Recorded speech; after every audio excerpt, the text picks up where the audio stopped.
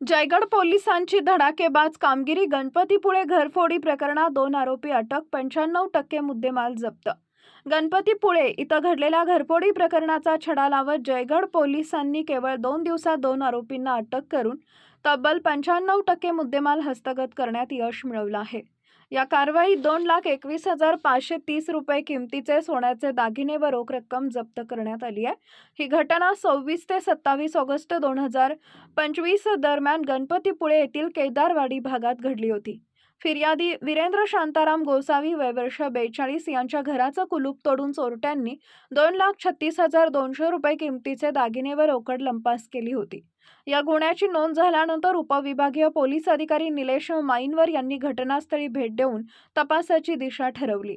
सहाय्यक पोलीस निरीक्षक कुलदीप पाटील यांच्या मार्गदर्शनाखाली 2 स्वतंत्र तपास पथकं तयार करण्यात आली. स्थानिक माहिती व सीसीटीव्ही फुटेजच्या आधारे संशयितांचा शोध घेऊन त्यांना ताब्यात घेण्यात आलं. चौकशीत आरोपींचा सहभाग स्पष्ट झाला. अटक आरोपींची नावं रोशन सुरेश जाधव वय वर्ष 21 राहणार मेढे आणि हैदर अजीज पठाण वय वर्ष 27 राहणार गणपतीपुळे अशी आहेत.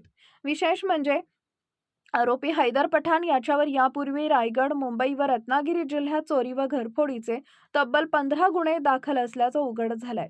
ही कारवाई पोलीस अधीक्षक नितीन बगाटे, अप्पर पोलीस अधीक्षक बीबी महामुनी यांच्या मार्गदर्शनाखाली उपविभागीय अधिकारी निलेश माईनकर यांच्या देखरेखीखाली करण्यात आली.